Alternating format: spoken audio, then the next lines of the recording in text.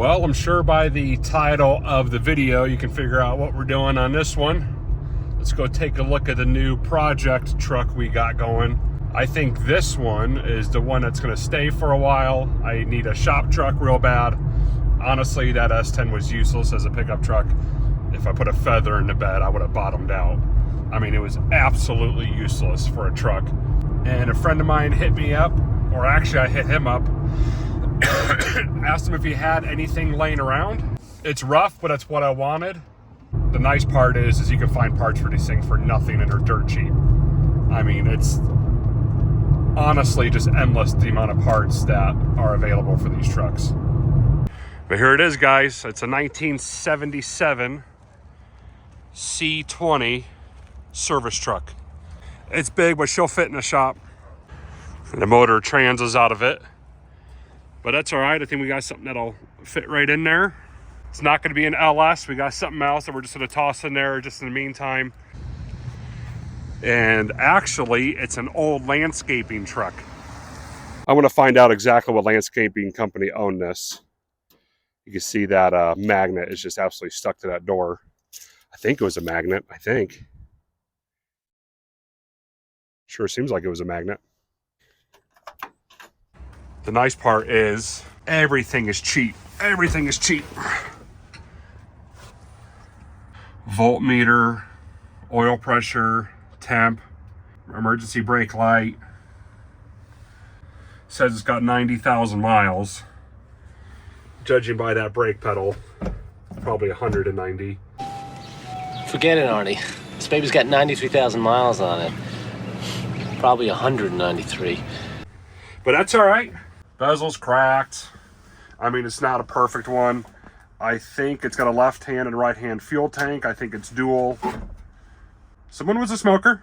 Still has the original radio in it.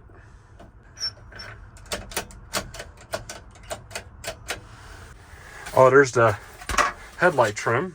Cool, cool. Custom deluxe. We're gonna do a walk around over there, but that's it. That's for the interior. What I'm thinking about doing on this thing is doing all red. It's kind of what I'm thinking. Red dash, black underneath, red door panels, red carpet, red seats, red headliner. That's the idea. Oh, I need to clean this lens. Come on, if the lens is dirty, guys, you guys gotta tell me, okay? How's that? Is that better? But that's what I'm thinking about doing on here is doing red. Just needs a good cleaning, good paint. Does have some rust on it a little bit there, but these fenders are pretty toast. Nice part is fenders are cheap. It's a C20. One thing that gives it away is it's an 8-lug versus a 5-lug. But it's an 8-lug, that's the big indicator that's a C20 or the 3/4 ton. That's kind of what gives that away. It's got the old service bed on here. I think, yeah, this thing has a dual tank on it. So I think there's one on this side and one on the passenger side. Good. If I'm thirsty, I'll drink that. No, nothing really much for parts in there. Got a little saw blade. That's something. Wonder what kind of stuff this is for fencing. Here we go. An old invoice. Let's take a gander. Date 8/5/22.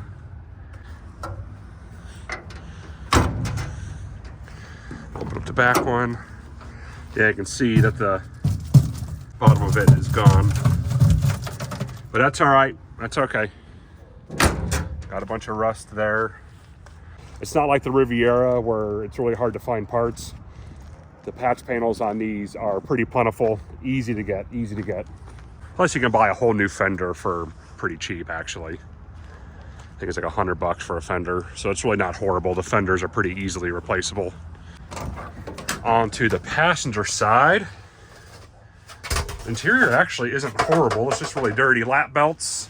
Oh, they do have the shoulder belts. 1, 2, 1, 2. All right. Guess you're not going through a windshield. Door handle. What's some side for? Huh? Must just be a spare. Yeah, we'll put red carpet in here. We'll get rid of all this. I've been underneath the truck. The floors are actually pretty solid, so those are okay.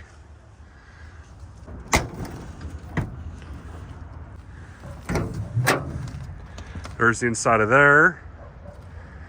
Looks like holders for something. I'm not too sure. Maybe you guys can let me know. Landscaping, probably for irrigation. Got some primer down there. It's all empty.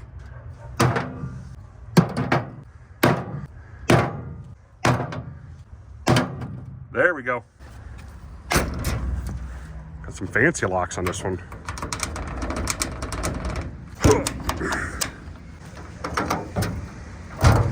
More saw blades. Cigarette butts. Ooh. I do have some parts in there. Hey, there might be some value left in this truck. Make my money back on it. This one I know is stuck. It's been smacked right there. And this one's pretty well.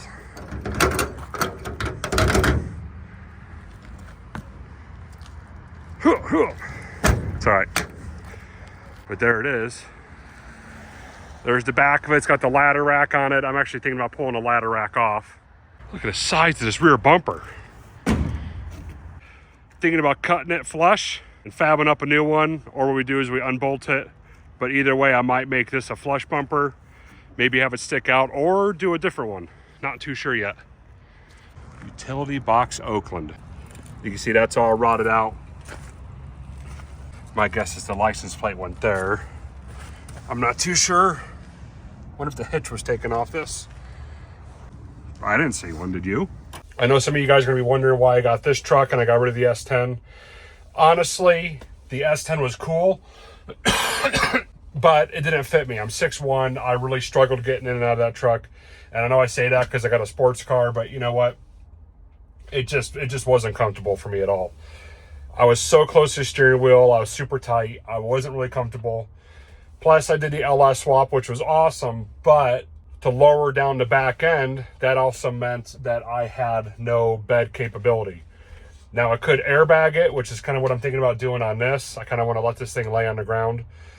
But with that truck, I also just lost motivation on it. I had it so long, and I kind of wanted to upgrade, get something bigger and better.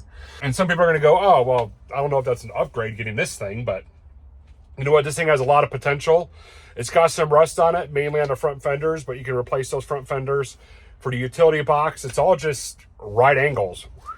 It's really not that bad. It doesn't have to be perfect. It's a utility box. We're not looking for sheet metal perfection. We can definitely do patches on that. But the inside of this thing's pretty solid, pretty straight. It's been pretty wet out for the past couple of days. I don't see any water leaking in.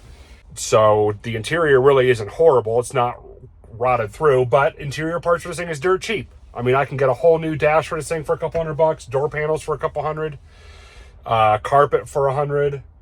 A lot of the trim pieces are $20-$30. It's really not horrible. Or you can even just redo these ones. These ones just need a good scrubbing and paint them red. Not really too concerned with it. I'm not 100% sure if I want to do the wood grain overlay on this to match this. I wouldn't mind getting a different set of door panels to match these. You can see the dash has got a couple cracks in it. That is fixable. Plus they make dash caps, or not even dash caps, it's replacement upper dashes. What's that thing do? Because it does have keys for it. That's nice. Could be for your smokes. Quarter glass. Oh, she's stiff. Oh, it's stiff. I don't want to break it. Looks like this thing was last registered 4/27/22. So this thing wasn't on the road all that long ago. But it doesn't have a motor or transmission in it. But I already have a motor and transmission for it. And no, it's not an LS. I just got a 350 with a 700 R4, or I might do a TH350. Either way, I've got a transmission for it. Doing that swap is pretty simple. This thing won't take long. This thing won't take as long as Riviera. I want to have this thing at least on the road in the springtime easily. So right now, let's get a tape measure. Let's measure bumper to bumper. Let's get a width of it and make sure we got full shop room for it. But I don't think it'll fit underneath the loft with that on there. So we'll go ahead and double check it. Now let us really quickly get a width measurement. 6'6" for width. That's not bad. What's an S10? 6? I don't know if I'm going to swap out grills on this thing or keep this grill in here. I don't know yet. I don't know. Nice part is you can find them. We're just going to do a guesstimate here, just like this, for length. Let's go 207 inches, which is 17 foot 3 inches. Measure the depth of this bumper. Bumper's 10 inches. So it's really not that bad. I think this is actually just about the same length as the Riviera without the bumper on it. So it'll definitely fit on the RV side. That's not the end of the world. The width is probably the same too, actually. It's probably just about the same dimensions as the Riviera, which is insane because the Riviera is just a two-door, but those 60 sleds are like that, and that's the way they should be. I like a good boat. But yeah, that's a quick down and dirty kind of walk around of the new project. I'm not 100% sure what I want to do with this. I'm probably going to unbolt it, cut it down. I've kind of got something I want to use this material for in the shop. I kind of want to build a new welding cart, so I think I'm going to use this as my frame of the new welding cart. I might as well put it to use.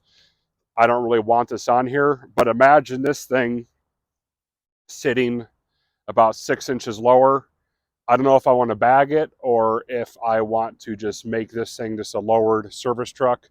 Friend of mine, Andy, who's doing my logo, he's going to end up painting the doors for me, so we're going to have to go ahead and film the process on that. These things are pretty straightforward, really not much to them. I'm not even sure what I want to do with this grill. I don't even know if I want to keep it a Chevy grill or go GMC. Let me show you a picture of another one with a GMC grill on it.